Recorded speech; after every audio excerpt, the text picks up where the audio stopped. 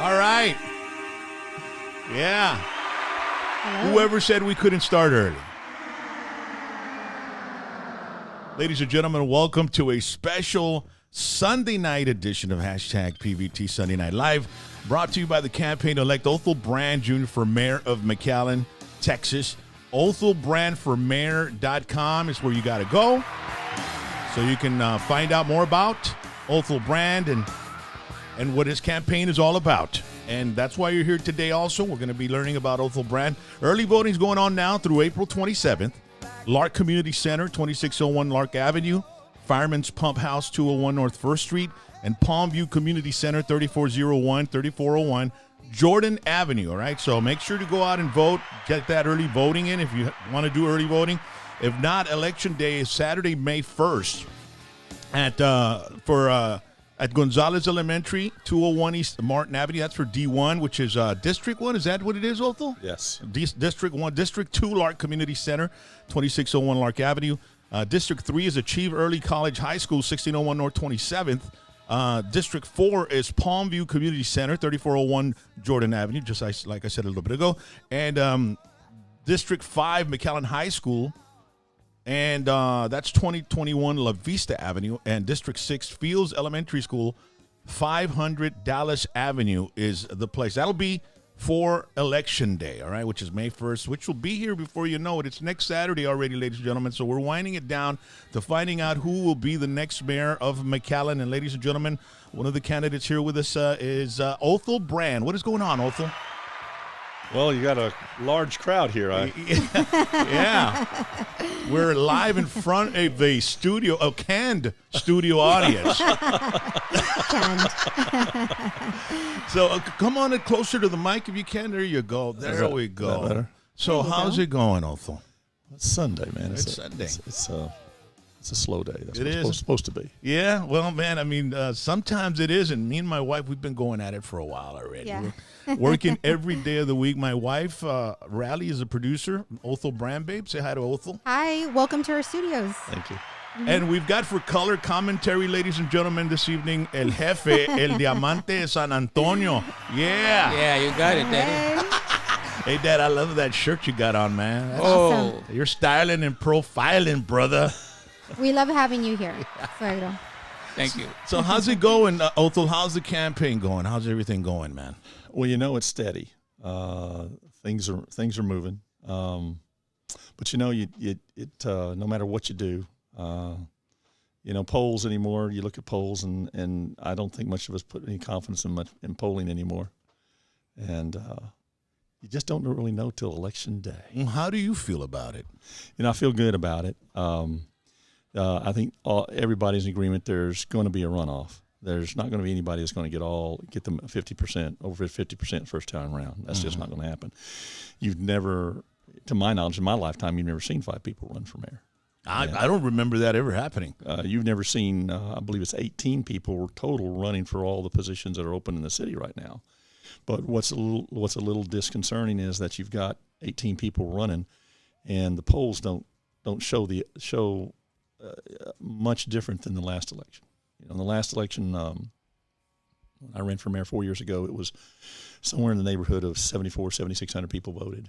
And right now where we are, and only 2 days of early voting left, which is usually the majority of the voting, I think we're somewhere between 3,000 and 4,000 people. Yeah, and it's interesting because there's so many people in McAllen. What is the population here? Population, you can say somewhere between 147,000 and 150,000 people. And you've got 3,000, 7,000 people going out to vote, man. Well, What's that all about? Don't be so harsh, because you do have 57,000 registered voters. Okay. Oh, excuse me, that's still pretty bad even with that count. I mean, it's interesting to me that they don't step up and go out. Why do you think that is, man? What do you think that's the deal? Sometimes I think the younger generation is much more concerned about their daily lives, and as long as their daily life's not being trashed, it's not being messed up with by what they consider whatever government involvement might be, they're going to go on with their lives. When I was growing up, it was the man was a breadwinner, or one spouse was a breadwinner. And now you see that trend is more like two. And so everybody's going out. I mean, people ask me, well, how's the water district going? I go, well, your water turned on this morning, didn't it? Yep. And then you do really care about how I feel about it. Just, people, as long as things are running in their direction, they get a sense of apathy, or yes, they're just like, all right, if something isn't messing up, I don't need to talk about it. Right. I don't need to get involved in it. Where may the chips fall where they may. Right, because they don't really feel like it affects them, or it doesn't make any difference what they vote. That they don't see any change anyway. Yeah. It could be that as well. Yeah. And what kind of changes does McAllen need, man? I mean, McAllen. I remember McAllen being. You were just talking, Dad, because he was. Your parents came in 1955 to the Rio Grande. Where did they come from? Where are they from? Well, my mom was born in Ohio. My dad in Georgia, in Atlanta, Georgia, and they were both Marines, and they met in the Marine Corps, and Dad lost his arm in a machine accident at work, and so all the boys had to drop out of school and go work during the Depression. This is during the Depression, selling fruit on the street corners of Atlanta, and they started a produce company. And my dad started traveling down here in the mid-30s, buying onions and other produce, and then turn around and he'd bring a wad of money down in his pocket and drive the semi down here, buy the load, and then drive it back to Atlanta and sell it on the market. And that's how the boys, my uncles, my dad did that. They drive out to Washington State and buy apples, or Idaho and buy potatoes, or California get a load of oranges, and bring. Atlanta was the hub. And when after the Marine Corps, or after the war, my dad decided he didn't want to raise a family in Atlanta. It was a big city. And so of all the places they'd been, they came in and they looked at the valley and they liked the valley. I think one of the reasons it brought him down here for agriculture was the Rio Grande. A lot of people don't know the Rio Grande used to be a seasonal river. It didn't flow year round. Even to this day, 80% of all the water that comes down that river still comes out of the northern mountains of Mexico. And back then it was the same. The snow would melt, it'd run, then go away. And so if you were a farmer, you'd get maybe one crop a year during those few months that the water ran. Now, the problem you had is that mover, when it come, it would come in very quickly, and it moved. River could move a mile or 2 miles in either direction. Was this before they made the dam over there? Now, all that is to be said before the dam was ever built. Okay. And it's in Zapata County, right? They got that Falcon Dam. Falcon Dam. That was the first dam built on the Rio Grande since God made the earth. And Dad noticed that immediately because he said, now that they have a dam, and it filled up the first year it was built, which nobody expected. He said, now the river's not going to move. Because back then, you'd buy a piece of land next to the river. Next year, the river would be 2 miles over, and your land's no good. You can't even get any water. Yeah. Because you turn around and have to move over. Yeah. Well, when they built that dam, that really tamed it a lot from moving much. And so when you bought river land, I know land my dad bought when he moved here in the 50s, it stayed on the river the whole time. I mean, the river never moved. But also when you could say now you have a water supply that's year-round, you could make farming work because you could do 3 crops a year on the same piece of land and not have to move. So that's kind of what got him down here in the first place. Wow. 1955, huh? Yes, sir. Were you born here or were you born in Atlanta? I was born in Atlanta. Moved here when I was 2. I might as well have just been here. Ask me how much I remember about Atlanta. Well, I'm probably at 2. At 2 years old. Yeah, nothing. Nothing, yeah. But so you're from 1953, somewhere around there? Yep, 1953. All right, you're still a young pup compared to my dad over there, man, right there. Come on, guy, don't give me away. Don't be disrespectful. I mean, he looks pretty good for whatever the age is. I'm one vote for you. You got my vote. you just won my dad over with that compliment. Yeah, man. That's interesting. So we were talking about, ladies and gentlemen, because Othal lives down the street over here, and we're like in the middle of McAllen, and his dad's home is right down the street, and he was just talking about it was an acre out of town back then, man. Yeah, and now we're smack in the middle of it 65 years later. Yeah, and McAllen, I was thinking the growth of McAllen, which are the areas where we can, the city can grow out to? Because I know, I mean, we're kind of, sometimes I wondered about myself, are we landlocked here or something like that? Yeah. So how can a city grow when they don't have anywhere to annex or anywhere to move to the sides? I think the only way forward is up north, right? Going north, like or just Ware Road, or just take over one of the other cities. Yeah, I'm just kidding. Reroute. yeah, we'll start. No, that Reroute, what they call it. yeah, reroute. We could put a bridge over that kind Yeah. of. Right. No, it is the northwest is the only little area we have that's still wide open to development. You've got everybody already knows we got Mission to one side, we got Hidalgo on one, Far and Edinburgh on the other. Yeah. And so, I mean, there's been a trend change over the years. Our school population is down. You got a few less elementary buildings you used to have that have been closed or leveled. Why is that? Well, I think it's really interesting over the last several months of this debate. It's real interesting because the commissioners that are in the race, excuse me, they bring information that you and I may not always see a lot of, but it's good information. One of the things was that over 60% of the people that work in the city don't live in the city. Well, I don't think that the pay. It's not about. I don't think it's about pay. I think that we've got the highest land values anywhere in the valley. I don't know, 15, 16, 18, or more dollars a foot. Ridiculous, but that's what it is. And I think that makes it real hard when you get on to the residential side. It makes it real challenging for a young couple. Yeah. To try to come into that unless they're already well established in their 30s or something. But for a new family, it's just a little tougher to get into to actually have a family, live and work in McAllen. It's not insurmountable, but it is more of a challenge in my humble opinion. And what you say it's not insurmountable. What can be done for it to become a little more appealing for them to, move to the McAllen area, build a home, maybe, a lot, a little piece of land. What can be done? I mean, I will tell you, we've talked about this several times in debates. Excuse me. The valley's got some of the highest, below poverty level anywhere in the nation. The national average is about 11.3 from the stuff that I read.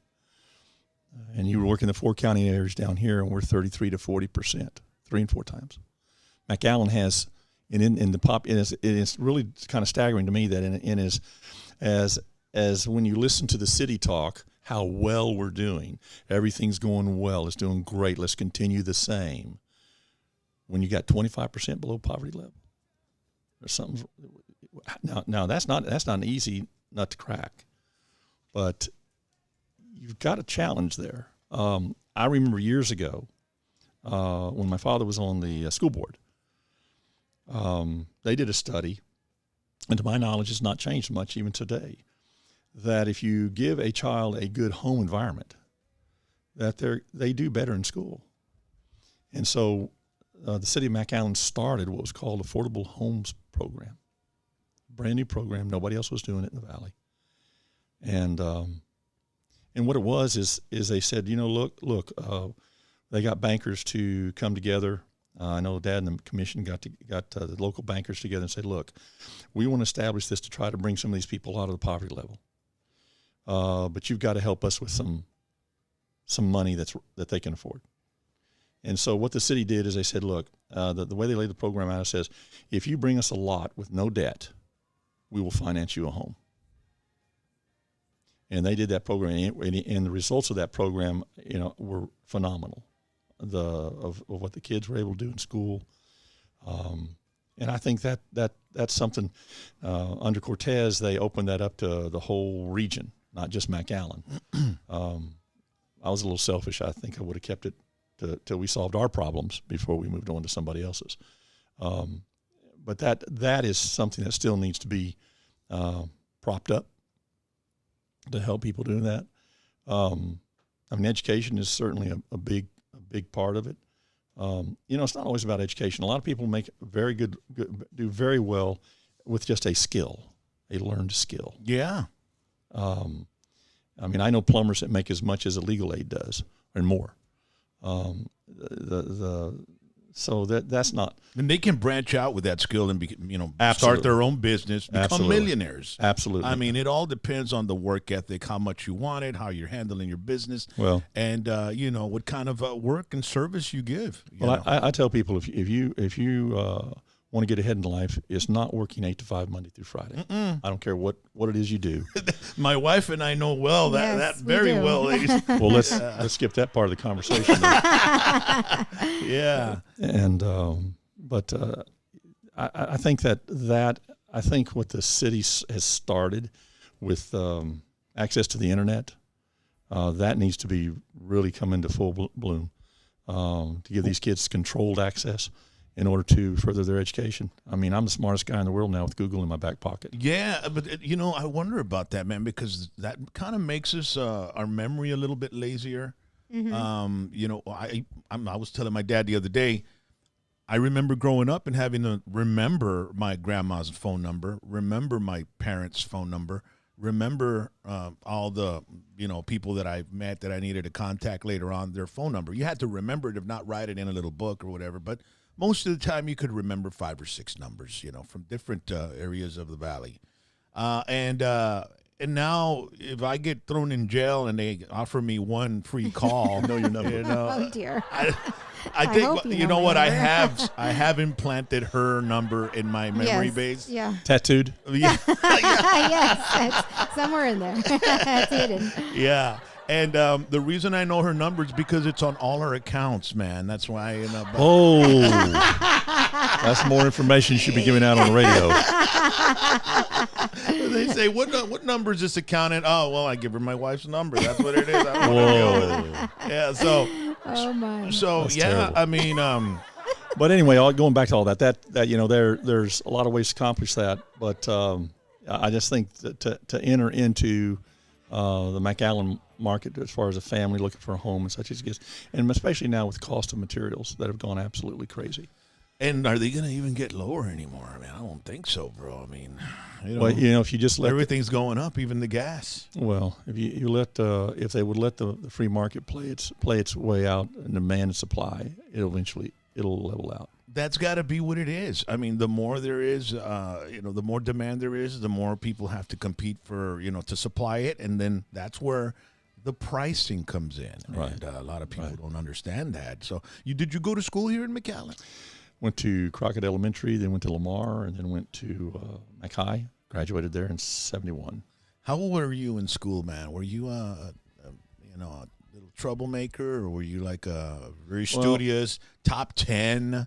That was my sister's. Valedictorian. Of course. That was my sister's. Valedictorian sports. No, were you in no, sports? no. I like to say I was much more rounded than some of my friends. When we were kids, my mom told us there's 3 things you're going to do, and one is you're going to make good grades in school.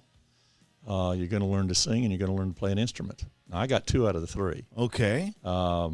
Which was learn to sing and No. And play an instrument? The learn was the out. That was, okay. She kept us very active as kids. I like to think I was a smart kid and good kid at a young age, a teenager, but really figured out that the only reason I didn't get in any trouble because my parents kept me so busy I didn't have time. Mm-hmm. Had me on the swim team, the chess club, the debate team, the choir, the band, all at the same time. That's really awesome, man. Well, then I worked chess team and all that. Yeah, and then I worked my grades in there somewhere. Mm-hmm. But What would they do back in the day about like during the weekend or after a football game? Where would you all go out and hang out, or what kind of deal was that back in 70s, 69? It's kind of it's interesting you say that because what was there to do that was fun, like for high school students? Victory dance. Victory dance? Is that what it is? That? Yeah. But what if they lost? Yeah, what do we do? There's no victory, Dad. You know? Yeah. But we never lost.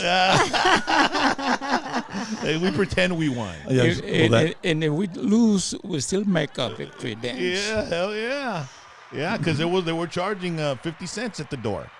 And that was going towards the PTA or the PTO or whatever, right? That's what it is. So what was the fun stuff back then, man? You know, just get together after a game was not common to go to somebody's home. And, Was there any Whataburgers to go hang out in back then? you know, back then it was Mr. Q and Burger Chef. Yeah, I remember that, dude. Yeah, Mr. Q. That's when we had, and I'll never forget this because it's not something you could ever see happen today. But when I went to Crockett, we had open campus. Open campus. I would walk to 10th Street during lunch. Yeah.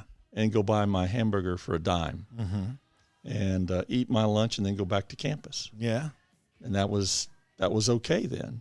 But it was a totally different time. It was, man. There was a lot more freedom for the students. And I remember, I think McAllen High, Mac High, was one of the schools back in the early 80s when I was going to school where, you know, you'd see the yearbook and the picture of the student. He had long hair and a little hat going on and glasses. I mean, there was no dress code. I went to Harlingen High for a bit as well. They had a smoking area for the students, and you could go in shorts and sandals to school with long hair. Yeah, dude. I mean, it was like absolute. I mean, total liberating. And when I got there, I was like, man, maybe I'll end up graduating this time, you know. But Oh my goodness. but that's why I went to Harlingen High, man. It was a lot of more freedom for the students. And even in Mercedes, when I was going to Mercedes High School and Mission High School, well, damn, I went all over the place, didn't I, right? In Mercedes, we had open campus. We'd go to the Sonic during lunch and enjoy some food. But then now, like you said, we're living in very different times, and there's every school is somewhat like a prison now, you know. It is. You know, because there's closed campus. Yeah. You can't go out. Yeah. People got to be right in to get in, right out to get in. And back then, it was a lot more different. It's a lot more, you know, controlled now, right? Absolutely. And, you know, people, kids say, well, it's safe. Well, I tell them, you don't have a clue what safe is. You know, where you are now versus where we were when we were your age. Totally different time. Mm-hmm. Totally different. Yeah. And so you graduated 1971. Did you get to go to college? And I did. I went to graduated from TCU in 1976, and then came back and started working with my family. Was it TCU Mustangs or is it No, the Horned Frogs? Horned Frogs. Horned Frogs. That is. Who are the Mustangs in Dallas? I think it's SMU. Right? SMU. That's SMU. So yeah. TCU Horned Frogs. Yeah. And you went up there, and what were you studying for? Business administration. Business administration. Graduated out of that? Absolutely. They finally let me out. Yeah. And what was it? A 4-year course or something like that? Well, I enjoyed it so much I stretched it out to 5.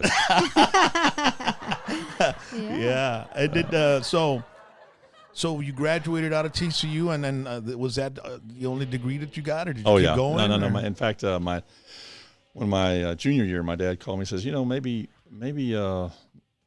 you just need to come on down and get to work, son. I need you need to come on down. I said, Dad, I've already got 2.5 years. I need to go ahead and finish it. So okay, so he was fine, but so he wanted you to get that business administration, so you could come and help with the business. Yeah, right? I told him all I wanted was 3 more brothers. There's a lot more work. How many are in your family? Just me and my 3 sisters. Okay, I had 3 sisters. You're the only boy. The only boy. It's very I don't want to talk about it though. The only one that's carrying on the brand name. Oh no, I hand that on to my son. Yeah. So when I got out of school, there was a lot going on. We worked in 9 states: Mexico, Guatemala, El Salvador, Honduras, and we owned 2 city blocks in downtown London where we would ship boatloads of carrots and onions and flew strawberries. The market was much better back then. The market was better in Europe than it was in the United States. Are we talking the early 70s? Yeah. Man, that was, I remember our uncle, Tío Blue Eye. Alfredo, we had family members that were huge migrant families. Right. Oh, and yes. they would travel to Idaho. Absolutely. They'd all get on the back of a troque, and then they'd take the truck all the way. Remember it well. Because we used to have to take care, when they got there, we had to make sure we had all the all the accommodations and the beds and the stoves and everything ready for them when they got there. Yes. And then put it all away. We'd have to rent a warehouse and store it till next year. And finally, were able to get the federal money to actually build migrant housing in several locations in order to accommodate a much better environment for them as they traveled. Mm-hmm. And worked out real well. I remember those days, man. I mean, they were so.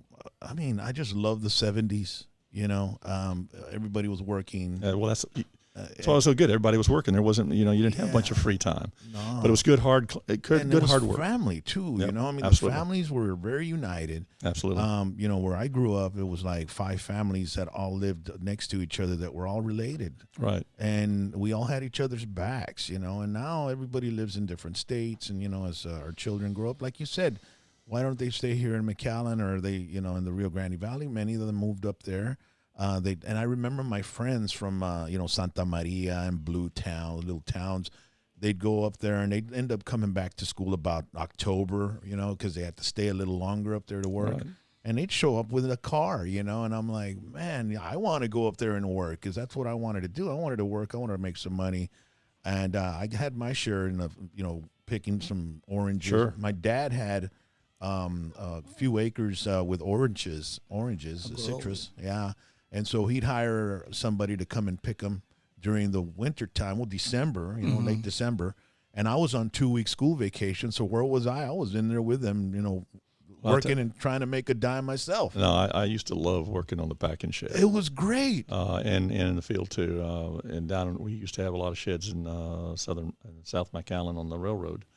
And when I was 9 years old, I started just wanting to spend time just go down, I'd pack carrots, or I'd help load rail cars or trucks or whatever. Back then, that was before they had forklifts. Mm-hmm.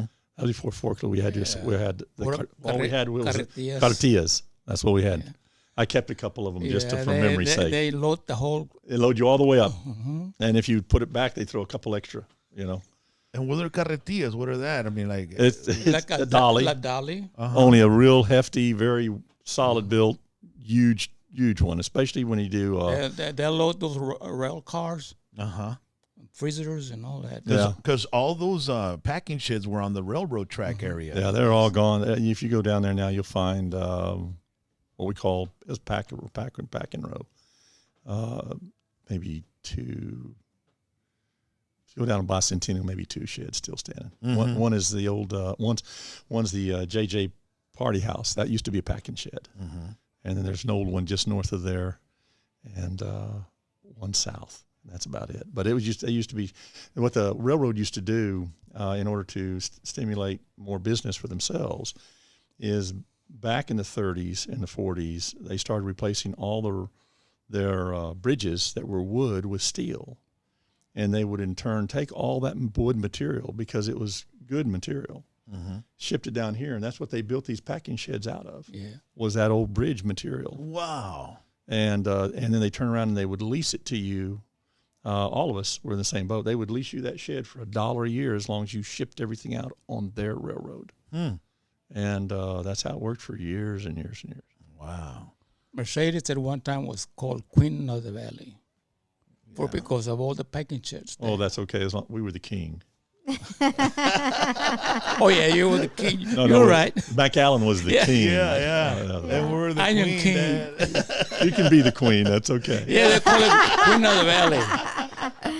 Yeah. Oh, no, I mean, you know what? My dad was mentioning something about that. Back then, when all the packing sheds were in town, I mean, it was a thriving metropolis in the middle of town. I mean, it was like everybody was working in town. There were cafes. There were, there were mercantile stores, and everybody it was just thriving. But then some rule or law came up that was like, you need to move the packing sheds out of the city limits. Well, I'll tell you why that happened. My dad was there when that happened. And what year was that?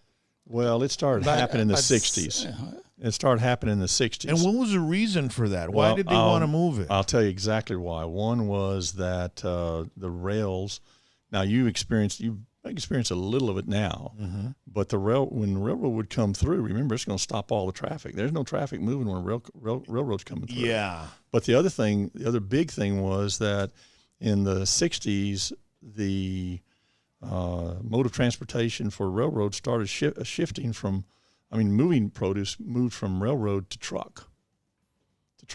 And the problem they were having is downtown was being loaded with truck traffic. And it was not designed for that on that side of town. And it's a lot of wear and tear on the roads. Well, but I mean, it was a lot of traffic. It was congestion. So now you had not just the railroad, but you had these trucks as well. And they're heavy, and they cause potholes and all that. And they cause congestion. And so that's when in 67, went out and bought property out north of town, which is now 23rd Street. 23rd and 3 Mile, about Yes. that area right there. We used to deliver boxes to Yeah, you guys. That's right. From Gaylord. But that was the way to get the truck traffic out of town and the rail as well, and free up the congestion in the city. And it wasn't safe. It wasn't safe. So there was a time when your the Brand Agriculture Company, the onion company up there, Griffin and Brand. Griffin and Brand on 10th and 23rd. It was on 23rd Street. Yes, there was a time when it was out of town, right? Or well, we didn't it's stay out always of been in town. No, it was out of town. The minute the complex was finished, though, I think it was like 2 years later, the city took it in. But I mean, but again, the traffic was moved out of because this is downtown. You know what you're talking about is downtown. Yeah, and that's where it thrived. That's where it grew. That's where it started. Yeah, but it moved. It had to move. Yeah, because in Mercedes, it's right there, Texas and 2nd Street. Still. I mean, there's still some there, and one of them Yeah. burned down, and I forgot the name of them. But I mean, growing up, I remember seeing those. Absolutely. And then you had the cotton gins as well. Yes. You know, the one in Mercedes that was seasonal, but man, it would employ a lot of people. They'd make their money, and everybody always looked forward to that season so they could work and make money. But I mean, back in the 70s, it was just, I mean, interesting to drive around the neighborhood and seeing how homes boarded up with plywood. And I knew right away they're up north working, and many of them ended up staying up there. You know, they ended up finding jobs. And my aunt and uncle moved to Woodburn, Oregon, and they had 16 kids, right, Dad? But the kids, they had them already since they were down here, right? Right. Monte Alto. Monte Alto, and then they went up there, and they when I first got out of school, out of college, I only spent about 5 months a year at home for the first 6-7 years. Because we would travel with the harvest. You would go from Mexico to the valley, from the valley to West Texas to North Texas to Colorado or New Mexico. Some of the rest of them were going up to Idaho, and I'd turn around and come back to the valley. And back then, you couldn't get an apartment unless you signed a year contract. So I couldn't do that. So I was given permission to live with my parents for the first couple of years since I wasn't home much, but did a lot of traveling and loved it. It was good. It was good stuff. Learned a lot of stuff. What year did your dad decide he wanted to run for mayor? Had he held some other position? Yeah, Dad had been on the school board and president of the school board on for the first 12 years of his political, life involvement in politics. And then after the 12 years in the school system, then he moved over and he ran for mayor, for city commissioner. And he was city commissioner for 4 years. And then after that, he ran for mayor, and then he ran 5 consecutive terms. So he spent a total of 36 years in politics. In public service. In public service, yes, sir. Yes, sir. What do you think is the greatest thing your dad ever accomplished with the city of McAllen, man? And can you move the mic towards you a little bit? You can just right there. Yeah, or you can move it if you want. If you want to stay No, the same. good. Okay. Yeah, you can do that right there. That's a good question, right? Well, he did a lot. I said, tell you what, he before they had the Energizer Bunny, he was the Energizer Bunny. Yeah. Even when I was working with him, I was half his age. He could still run me in the ground in a day's work. I was just reading where he ran for mayor at 85. Yes. And he barely lost. Right. And so, I mean, at 85 years old, to run for mayor of McAllen and still barely lose, well, he was quite an accomplishment. He was very driven. My dad had purpose in life, and if he chose to do something, he set his mind to it, and he had passion pretty much about whatever he did, and that's what drove him. I mean, it was an inner drive. Make no mistake. There's a very most of us in life, there are very few people that are what I call self-made people. I mean, be it in the business world or whatever, most of us have had someone that gave us a leg up in life. But he didn't have that. He went from scratch. And he took the risk. You know, he came from Atlanta. Exactly. He made the big picked jump. up all his marbles and came to the valley. Yeah. And who knows what could have happened here, but he was a visionary as well. Oh, he was. And he saw that there was an untapped source here. Absolutely. In the Rio Grande Valley. Virgin land, water out substantial amount of water available, and a workforce that needed to be employed. Yeah. That was the biggest thing. You know, running cattle, you don't need a lot of people. And that's what a lot of this country was for a long time. Until you got the businessmen out of the Northeast that came down here in the late 1800s that actually came in and bought up a ton of this land and started clearing it, irrigating it, and bringing in boatloads and train loads of farmers to come down here and buy the land and start farming it. Once you got into, vegetables, when you get into vegetables, you're talking about hiring a lot of people. You don't hire a lot of people to run gin. You don't hire a lot of people to harvest cotton anymore. But vegetables is still very labor intensive. They've not been able to. Very delicate to grow. That's right. They've not been able to develop machines that can pick, without hurting it. That's exactly right. Unless you're going to go to the processor. Well, that's not where the money is. The money's in the fresh. Same thing with the citrus too, right? I mean, you need humans to do the citrus. Well, no, that's still the same too. So he always looked down the road. Always. When he was mayor, I remember, for lack of a better word, I used to call it a land bank, but he would go out and buy right away 2 and 3 miles out of the city. In all directions, lots of times. And people say, well, why are you doing that? I said, well, because it's cheap now. You don't buy right away after it's all developed. It costs you a fortune to do, and working around all the existing utilities and lights and everything. When you do it up front, and he had, for lack of a better word, I call it a land bank. I know they got a different name for it now, but he used to do a lot of that. Where the convention center sits now. He caught unmitigated hell for buying that property. It was a low hole, had a big old drain ditch through the middle of it. I remember it was just a big old ditch going through that piece of land. That's right. And there'd be a carnival there once a year. That's right. Right. And then it moved to the opposite side once it started getting developed there on Ware Road and Expressway. That's right. And it became a big hub for McAllen. But it took him years. I remember he'd go to all the departments and say, from now on, every bit of any dirt anybody's excavating and getting rid of off of the developments inside the city of McAllen, you have them tell them they can dump it over at that lot for free. And it only took them a decade or so. I don't remember. It took some time to fill that puppy up and get it up to where it was usable, because it was a low hole. It was a low hole. Make no mistake. Well, it still floods pretty bad. No, it doesn't. Area. No. If you go down the frontage road area. No, yeah, the frontage road does. Yeah, the frontage road. Well, that's because they built that whole property up higher than it used to be below the frontage road. It's the frontage road that gets really bad. That's right, because now if you look at the property, it's like 4, 5, 6 feet higher than the frontage road. Yeah.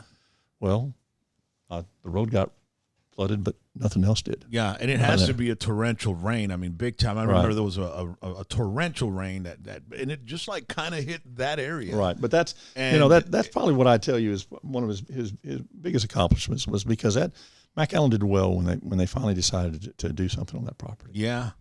And they've got the convention center. They've got the theater, the performance arts theater. Right.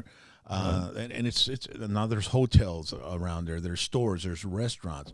It became a pretty awesome place for McAllen there. But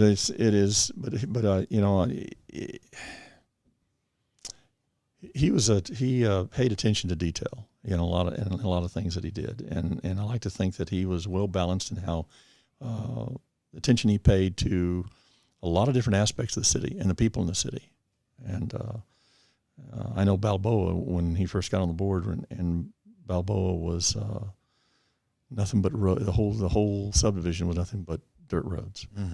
And that's over there heading on South 23rd. Yeah, heading towards Hidalgo. Right. Heading towards the Reynosa Bridge. Right. Yeah, on the Reynosa Bridge, and the city, we took it inside the city limits, and they literally had to go in and they paved. Taxpayer paid for it, but they paved that whole area and got water and sewer in there and got them out of the slums. Yeah. And the development of that area. Well, and so, I mean, you talk about bringing in new businesses, and that's good. Creating new jobs, that's good. But, you've got to look at everybody, and not everybody's going to be able to work for a technical company. I mean, we're not all gifted with the same talent and gifts. And so you've got to try to find that niche where everyone has an opportunity to do well. And it is stepping out of the box every once in a while to do that. And some people aren't comfortable with that. No, they're not. Stepping out of the box, you can't step out of the comfort zone. It's got to be in the box. I'll tell you and that's the difference between. I will tell you that's a little bit of difference between. I know my attitude versus anybody else that's running is that being a fireman, we're used to putting all of it out. We're used to putting all of it out and living on the edge, and then stepping back and say, "God, do I get it back?" But it's not a roll of the dice. It's calculated. It's not just blindly done. I've done that, learned to do that, done that many times in my life with a lot of things. Some of them have been disasters, and some have been tremendous successes. But you don't. That's life. And that's the way we learn. That's the way we get better, and that's the way, Yeah. Right? But overall, I think he did a great job. I made me look at the records now, and from what I can tell, and if you look at the growth of McAllen, the biggest period of growth in this city was during his term, even to this day, and even with all the growth we've had, and cities. We got 22 cities in the county, and you got 1,586 square miles, I believe it is, in Hidalgo County. And even after 100 years of development of all the cities in it, they only represent like 220 square miles. Hidalgo's still got a great potential for growth. And it's still wide open. You still got over an industry. Oh, I mean, you still got over 80-something% of this county is still rural. And so from North Edinburgh all the way to the Falfurria, to the Brooks County line, dude. Right. It's like a 40-minute drive, something like that. That's right. So but it takes infrastructure, and that's what new business looks for. They've been trying to get a car industry here for years and years. They're never going to get one because we don't have a railroad system that'll support it. It takes infrastructure, and the railroad here has not got a high rating as far as sustainability and safety. Roads got good roads. If you're a bottling company, you want to come back out, and we got all the water in the world and got some great water treatment plants that can handle any kind of volume of water and more. It depends on what, so infrastructure is what draws industry, and what is it? Is it, what do you need? Do you need a lot of power? If you're going to be a steel industry, we'll never see that. But anyway, infrastructure is what all new business looks for. It's not just open land. It's not just open country. It's having the infrastructure. What's your opinion on what happened during that freeze over here? Where so many people lost their electricity. Well, I tell you, the water went out. I don't have a clue, but I am going to brag. Since you asked that question, I am going to brag a little bit because I've been in the water district now for 18 years, and I've been president and general manager of it for the last 16. I don't receive any pay for that. I do that. Yeah, that's first of all, I love doing it. It's good stuff. Real good stuff. I've told the mayor and city commissioners and the past city managers and president that you guys can have the best schools, the best roads, and you can have the best government, but you got no water, you got nothing. Mm-hmm. You go to West Texas and you can see it. And this last freeze, we had a lot of outages, but your water never went off. And the reason it never went off is because we were the only water district that had backup generators that we put in 10, 12 years ago for moments like that. We were able to supply reliable water for the city throughout the entire freeze, and we're the only one of the three that supplied the city that were able to.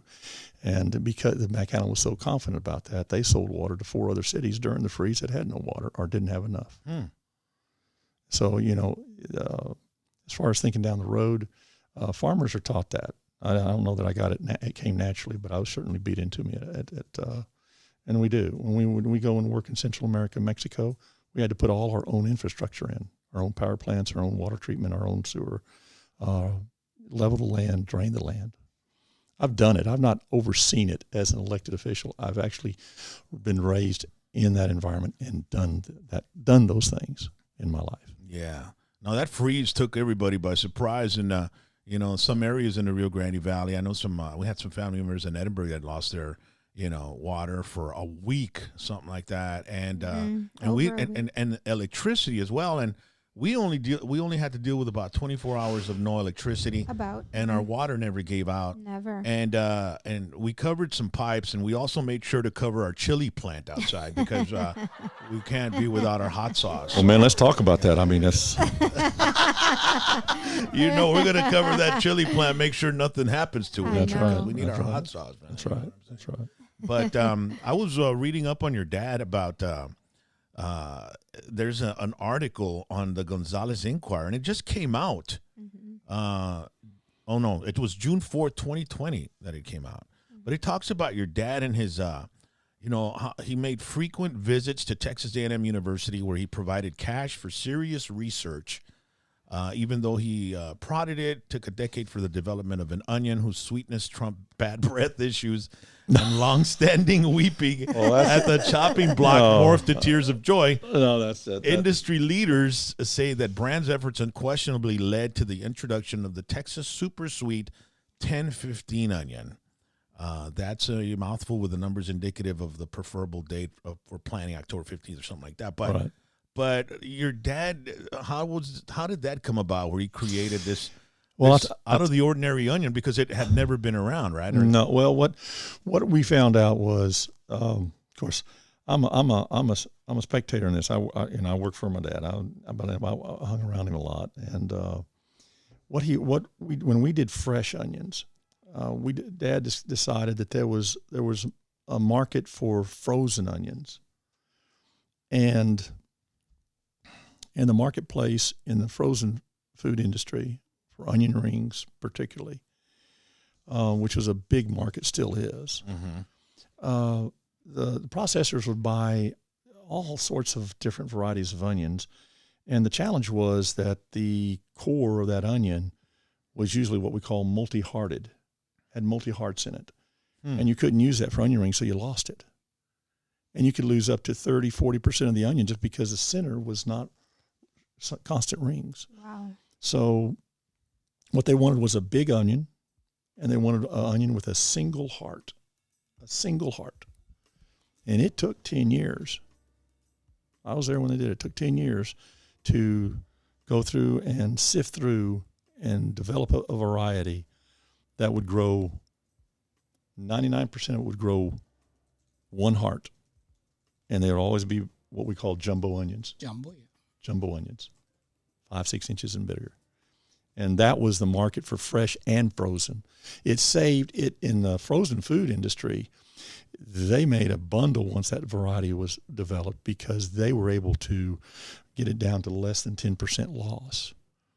And so that gave them, so the product they were buying, they weren't having to throw 40% of it away anymore. So just the development of that, it made a huge market for us. I mean, everybody ran to that onion. That if they had their choice of any onions, that's the one they wanted. They wanted that 1015. The other thing we found out is that we found, working with A&M, we found out a way to store those onions for up to 6-8 months. Now that in itself was a real trick. And I may be out of school here, but what they would do, I know exactly. We rented a cold room space, and then what we did is we put machines on that room, and we sucked all the oxygen out of the building. Because when you suck the oxygen out, the onion goes to sleep. It goes dormant. You know what onion does when you store it? It sprouts. Wow. But if you take the oxygen out of the air, it won't. And so we would keep it cool, and we removed all the oxygen out of the room, and we could store those onions up to 6 months, and they deliver perfectly well and in pristine condition to the market. And the only danger with that is, and I was in charge of when we did it the first year, was of course you have to go in and load those. You got to go load those onions into a truck, into a room that has no oxygen. You're on a forklift driving in that room, right? So we had to go down to scuba store, and we bought all the scuba gear that was needed and a safety tank attached to the forklift. And all those guys would go in there with scuba gear to pull them down out of the racks and put them in the truck. And my job was to stand right inside the door with an oxygen mask on, the tank and everything, and watch each one of those forklift drivers and make sure that if anything happened, I could run over there, grab them, pull them out of the room.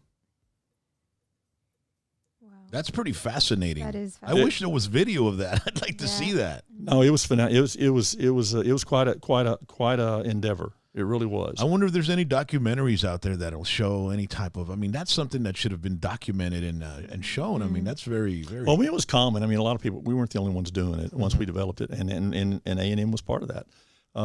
Helping to build an industry, helping to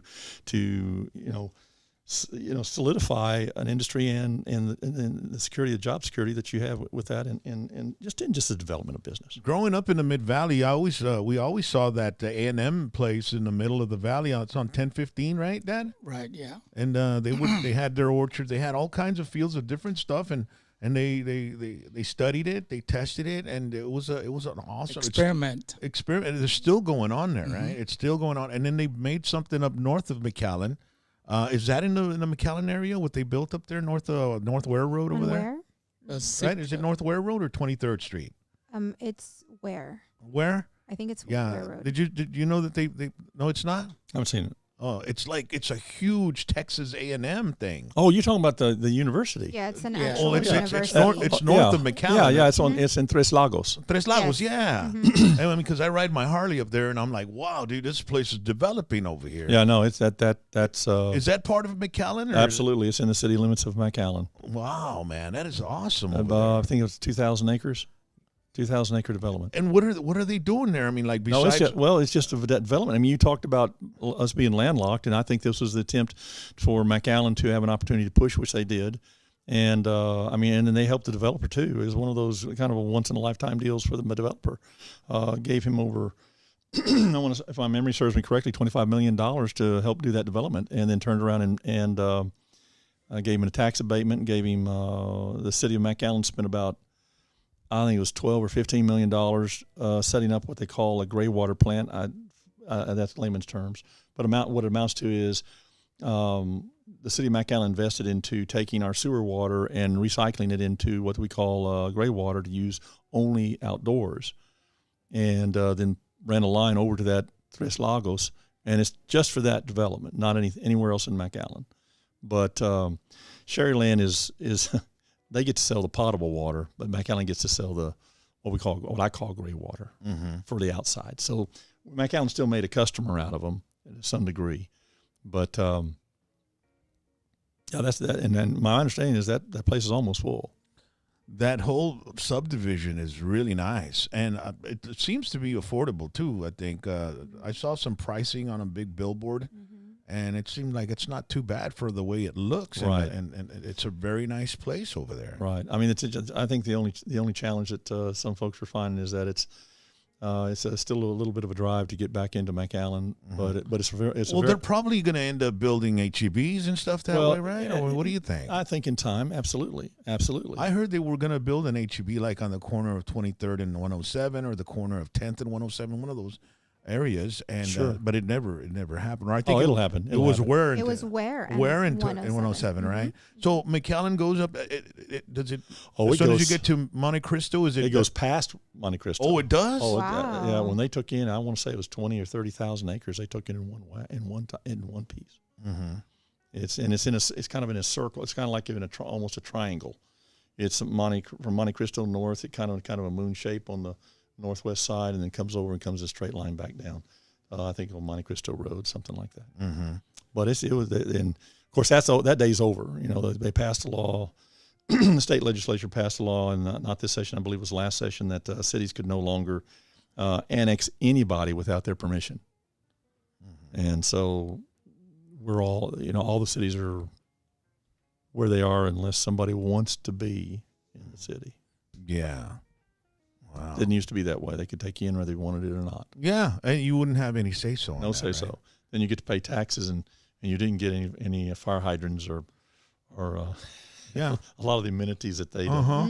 But and I think that's what brought that legislature on, Yeah. that legislative bill on. Because I would imagine you'd have to develop this area, and then you can annex me, right? And then, Right. you know, because how are you going to annex me, have me pay taxes, and I don't have a damn sewer line? You know what I mean? So exactly, yeah. exactly. So you know, but it all worked out fine. All right, man. So you're looking at becoming mayor. What happened? You ran. This was the second time you run. Ran last time 4 years ago. Just me and Jim Darling. There's just two then. There's five this time. What do you think happened in the last one, man? Well, I can't really blame that on anybody. It always comes back to me. I mean, I'm the candidate. What are you doing different this time around that you didn't do the first time? But this time around the dynamics are different. You've got four other opponents. Yeah. So you think you have a better chance with five in running? Oh, absolutely. Last time I spent a lot more money than I have this time, but I did that because the rule of thumb is if you're an incumbent, you're a lot harder to unseat. And so everything I did, I took what was called the shotgun approach. Mm-hmm. Anything I did the whole city. Anytime which you should be doing anyway. Radio, TV. I mean, I went all out because I knew I was going to have to work 2 or 3 times harder than him to win that position. Mm-hmm. This time I've taken a lot different approach, more select. Going after people that vote. Out of the 3,000 that are so far 7,000. Yeah, but it's crazy. It's mind-boggling that people don't go out to vote. Out of 57,000 registered voters. Yeah, it's pretty sad. But go ahead. I'm sorry. No. But this time it's being more concise on where it's like looking for your market. And going after those that will vote, that will get out and vote. And it's going after that group. And that's what I'm doing more this time than I did last time. What does McAllen need now, man? I mean, you know what? McAllen has got the biggest budget. His budget's bigger than the county's, $427 million. Wow. That's a lot of money. Yeah, it is a lot of money. And by the way, I do not believe that on these amendments or these propositions, which I'm not sure we were well informed about before the election. I don't think they did a real good job of putting that out there to the public. There's no way I believe a 21-year-old ought to be involved in a $427 million budget, and that he's got that they've got at 21 years of age, they've got the experience and the maturity to be able to handle a job like that, no matter what position it is on the city commission, mayor or commissioner. Mm-hmm. I take great exception to that. You want somebody that's fiscally seasoned. Somebody that's some maturity that hasn't had some sort of experience. Yeah, I tell everybody. I said I'm not all that smarter than you. I've just lived longer, and I've got some life experience. You've learned a lot of do's and don'ts. That's exactly right.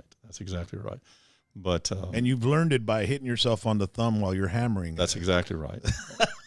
That's what happens with us seasoned guys. I had a guy on a board one time was chastising me. He says, well, I was trying to explain something to my board, and they said, well, you just think you're the smartest thing since sliced bread. And I said, no, I don't think I'm any smarter than you are. I've just messed up more than you. Yeah. That's and that's the way we learn. No, that's some of the greatest lessons I've ever learned. But McAllen, I don't want McAllen to come like we've seen the rest of the world go. The Washington D.C., even Austin to some degree. Yeah. I don't want my town to be like that. And going back to the 21-year-old handling $427 million or something like that. You wouldn't want me to handle that when I'm 21, because can you imagine? No, I'm going to take your word at it for you. Yeah, man. But man, what else with McAllen? I mean, you've got so much money. What that money's allotted for? What? What would you? What are the plans for that? I tell you what. I said, in our budget, and they're going to be looking at their budget again before September. A budget is nothing more than just a guideline. It's not exactly what you're going to do.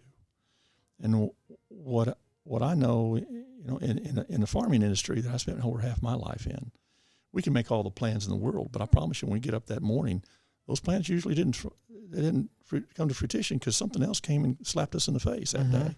And it's being able to move on the fly. Yeah. And every year in farming was different than the year before. It was never the same. If anybody knows about adversity, it'd be a farmer. Absolutely. And so I do believe that prioritizing is what's important to me. I divide it up between what I call needs and wants. There are needs that a city have, and there are wants that a city they want. And when that's okay. That's okay. And I say that's okay as long as those needs are taken care of. Now, to me, I tell people there's only two reasons a city government exists. One is to give you, as a family or individual, a quality of life environment. And two is to provide an environment that I can be successful in and make a living from a business side. Those are the two main jobs as far as that's it. And then step back and you let the citizens of McAllen make McAllen what it is, which is what I think they talk us about. What's our biggest resource? It is the people living in our community. That is the biggest resource. I can give you all sorts of resources. I can give you forklifts. I can give you trucks. I can give you buildings. You got no people to run them, the wrong people to run them.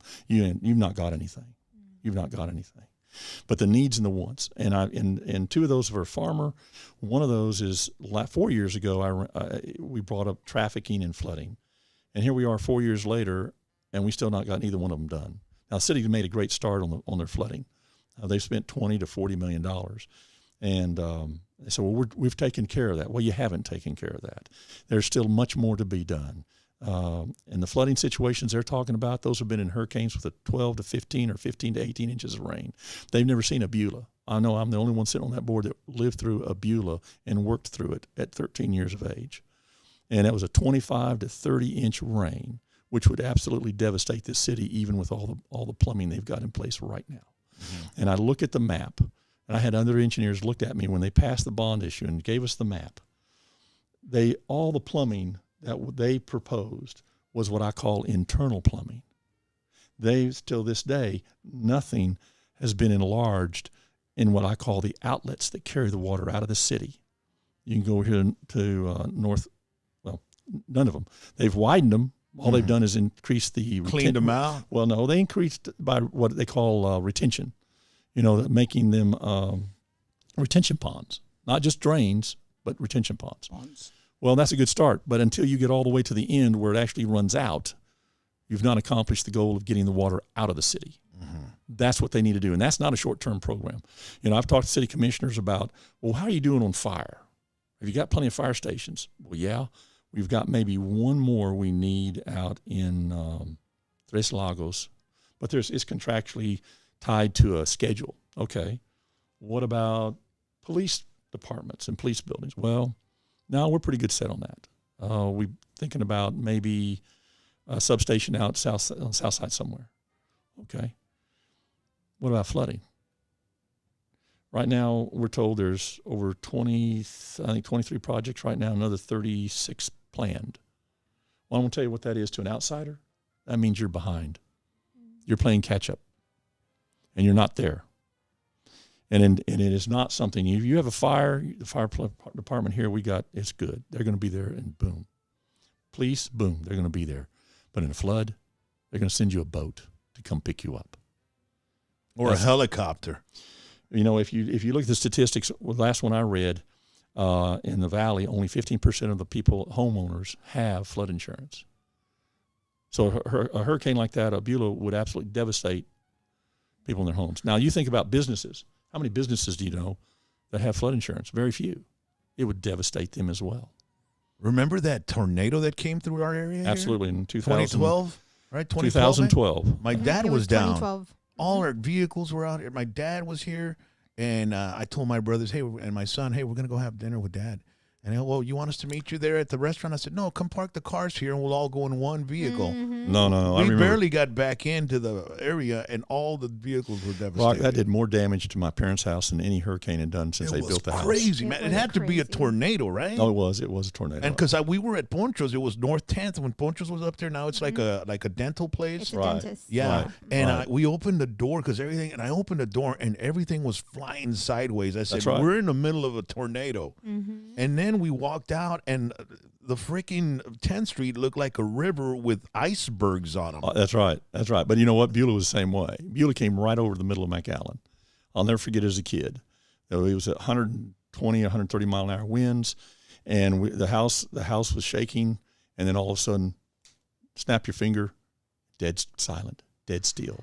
We walked outside, and you could see the sunshine. The birds started chirping, and I don't know what it was for, maybe 10, 15 minutes, because it came from one direction. We were in the middle of it, and then all of a sudden, boom, and then it picked it right back up and just started blowing again. Yeah. But those kind of things you don't forget, you know. But McAllen, to me, most devastating. It's not a freeze. It is a flood, and we will get it again. McAllen, Texas.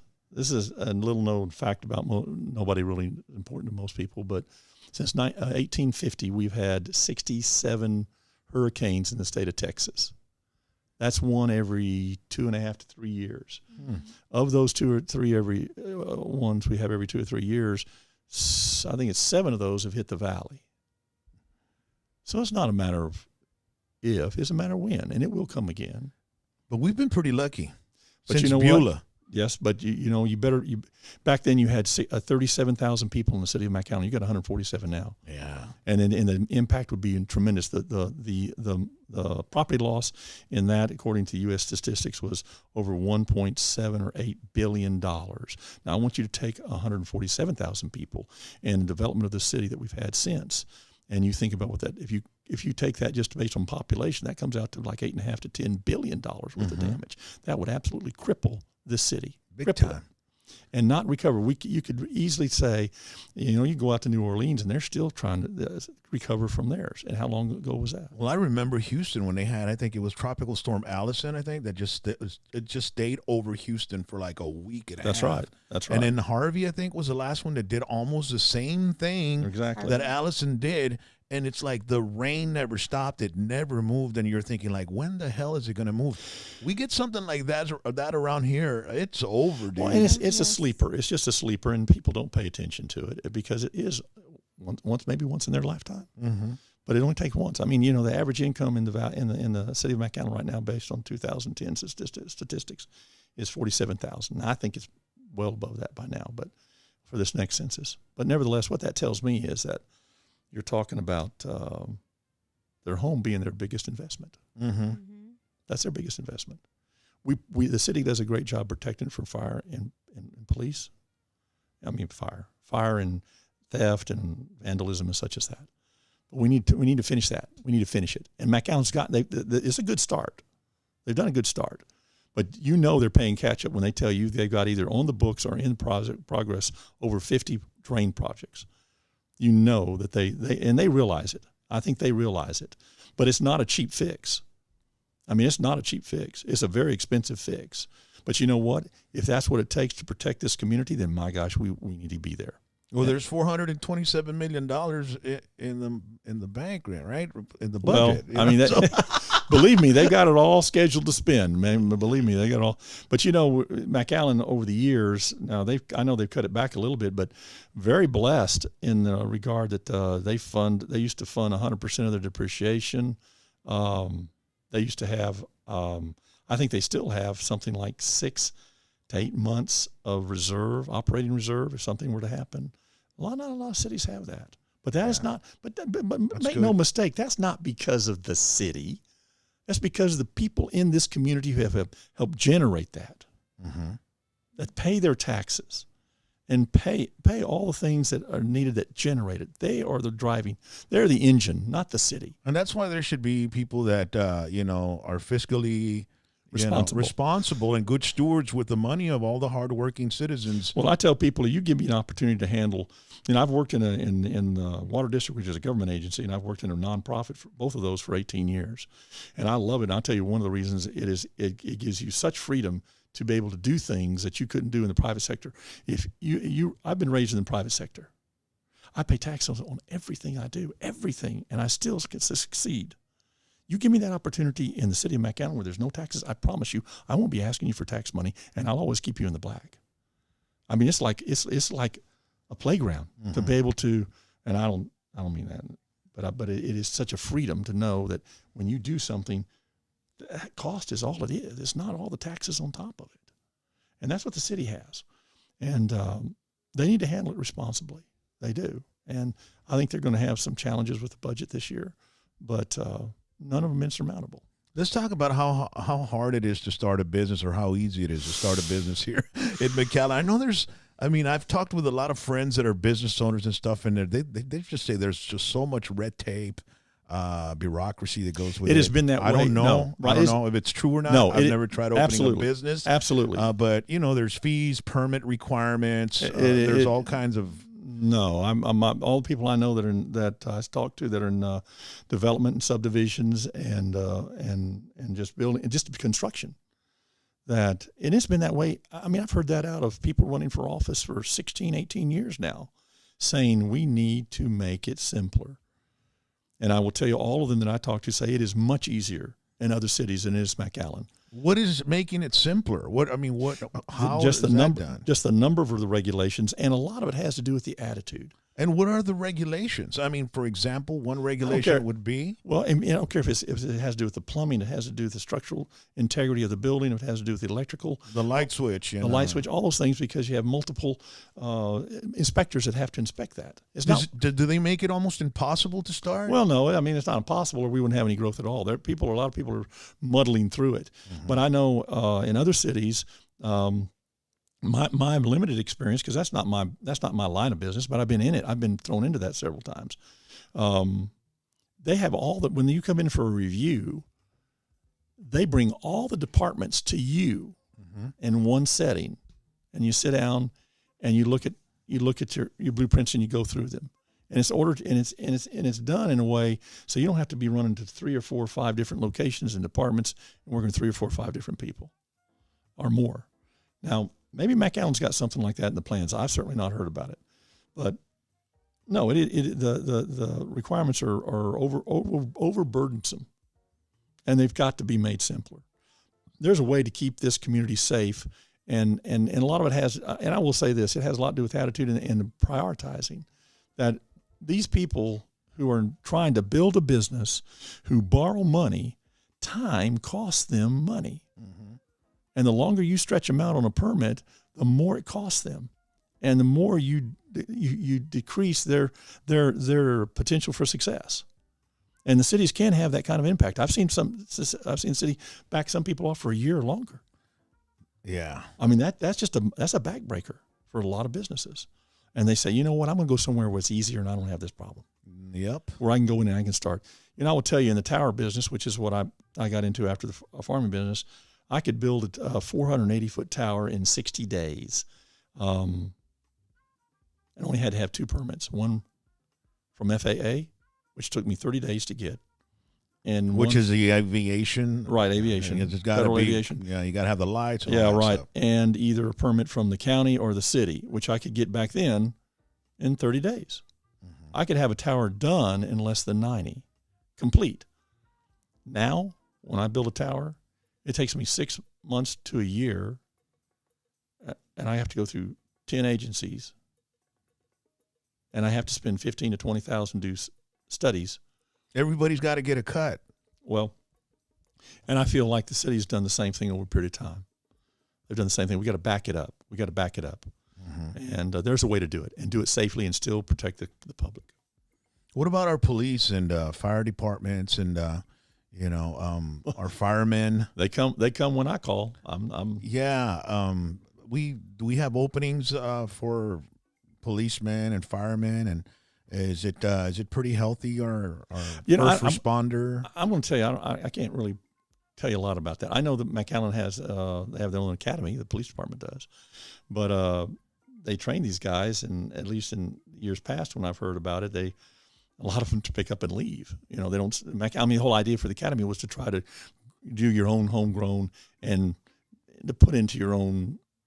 Our local kids can get in there. Yeah, they don't have to go out of town and then maybe end Right. up staying somewhere else to work. Right. They can just do it here, and if they have any ambition to become a policeman or a fireman, they can just do it at home. Right. Yeah. But I'm not gonna tell you anything that'll sell me on them. They've already endorsed everybody, and I wasn't one of them, so that's okay. I know they're still going to come to my house if I call. I'm okay. But you've got to know that on the state level and the federal level, that their pay, from what my understanding is better. But and when they came to talk to me, I said, look, I've heard that from several people that the pay level is different, but for me, show me the whole package, because the whole package is what you got to look at. You got to look at the retirement. You got to look at the sick leave. You got to look at vacation, if there's what the total package is, because a lot of times some smart cities put more into the benefits that are not near as taxable as they do this instead of the salary that is. So I mean, you got to look at the whole package, and I know they're feeling there might be some shortage there on their end of it, and certainly I think merits a review. Of course, they get reviewed regularly anyway, but that's really all I could really say about that. How are you going to spend your final week, man, before Election Day? Well, Monday and Tuesday is last early voting, then we'll spend the rest of the time on the phone. And because and maybe continue to do some block walking until Election Day. And Election Day, we've only had 3 voting places up to now, but I think we've got 7 on Election Day. So you got to get all your manpower together to get that done. Yeah. And then we see who's in the runoff, and we get to do it for another month. Early voting is going on right now till April 27th, which is Tuesday. Lark Community Center, 2601 Lark Avenue, Fireman's Pump House, 201 North 1st Street, and Palmview Community Center, 3401 Jordan Avenue. And that's the best thing to do is go and do the early voting that way on. And then the good thing about it as well is Election Day is on a Saturday. So most people, might not be working, and they'll be able to. I would assume that more people can go out to the polls and vote next Saturday. District 1 in McAllen, Gonzalez Elementary, 201 East Martin Avenue. District 2 is Lark Community Center, like we mentioned. District 3, Achieve Early College High School, 1601 North 27th Street. District 4, Palmview Community Center. And District 5 is McAllen High School, which is just close by to us here. And District 6 is Fields Elementary School. Our education system here in McAllen, man, what do you think? Not my job. I mean, if mayor, it is important that the city and the school works together. And you've seen them do that over the years. They have worked together on a lot of different things. And I think it's just making sure we got an open door and open line of communication to help them, assist them in a way. Because, again, the environment which the city is responsible for in so many ways, and the necessities of life that we need, determines how well kids do in school. I make no mistake about that. But with these kids, I will tell you the biggest thing that one of the things that I hope, if elected mayor, is that I promise transparency. I promise. I really would love for my kids' generation, younger, to regain that trust in government. And that's one thing I want to make sure. If elected, that's what I bring. That I will be transparent to them. I will be straight with them. I'll be forthright with them. I'll be honest with them. And I think that's important. I think that's one of the things. It's not about drainage and lights and stuff. That is something totally different. But it is something that I think is just as important as those things. And I know a lot of us, even at my age, I'm more disenchanted than I've ever been in my life, and it shouldn't be that way. And I want that. I want to be able to bring that to McAllen. And speaking of kids, how many kids you got? And your wife, you want to send her a shout out? She's probably watching right now and looking at you. I hope so. Yeah. No, I got 4 kids. Is that right? The last time I checked. Is there an Othal brand the third? Absolutely. Okay. Absolutely wouldn't have it any other way. Okay. But it turned out my family, believe it or not, had 1 younger sister and 2 older sisters and myself. My family's exactly the same. I've got two. My first 2 are girls, and my son and another daughter, and they're all doing very well. In fact, I would say what you always hope is that your kids do better than you, and all mine are.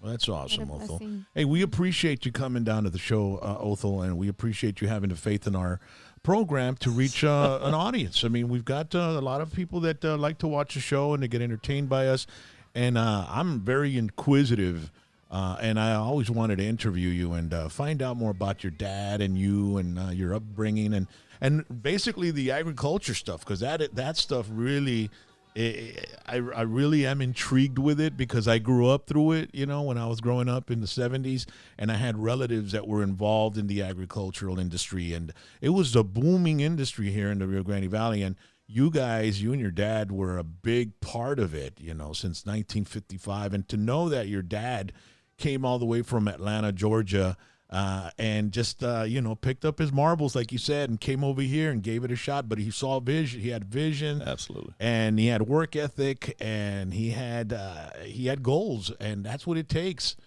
in order to succeed in life. And then he was the mayor here for the longest time, I think like 20 years, right? Longest serving mayor in the history of the city. Yeah. And Is there any other mayor in the United States of America that served as long as that? Yes. Well, in the Valley, I can tell you there's one other mayor, but I'm going to leave him anonymous. Okay. And as far as you're concerned, my dad is a law. But if there was another, he wasn't as well known as your dad. I think your dad, because McAllen's always been that gem city of the Rio Grande Valley. Yeah, my dad was never known for keeping a low profile about anything. It was just didn't. And he lived to 90, man, right? 90 years old. 90 years old. He'd have lived to 100. He fell and broke his hip, and that's what shortened it up. But he. Short of that, having had that not happen, I know my dad lived to be over 100 easy. He ran for mayor at 85, dude. I mean, who in the world wants to get into politics, stay in politics, run a city at the age of 85? You got to have like... You're just glutton for punishment. He had... I need some of that testosterone, dude. You know what I'm saying?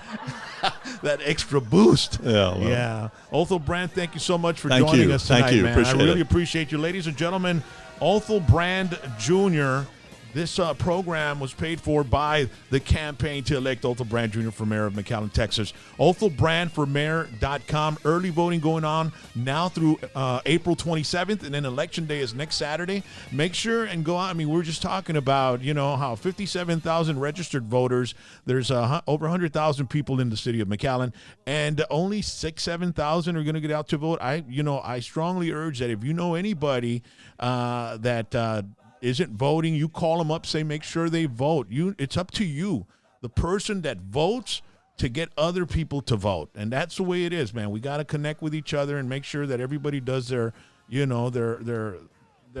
gifted right to be able to go out and vote for a public official to help run the city, So once again, ladies and gentlemen, the campaign elect Othal Brand Jr. for mayor of McAllen, Texas. Thank you so much, Othal. And don't forget, tomorrow night we've got El Chief. And then on Tuesday we got Tetera Tuesday. Wednesday we've got Rob Hahn from Over at Enemy. And then Thursday we got a photo album Thursday, Throwback Thursday. But you all have a beautiful evening, a beautiful Sunday night. Thank you so much. And Othal Brand Jr., you don't have the junior anymore on your signs. You took them off, right? It cost me more money. 2 extra letters. Oh, no. Being smart. That's fiscally sound. That's what you call it. Ladies and gentlemen, you all have a good evening, man. We'll see you this week. And make sure to go out and vote McAllen, Texas. ASUSTAME one time. Everyone wave. Everyone wave at the cameras. We're not done yet, although We're not done yet. you gotta say bye, buddy.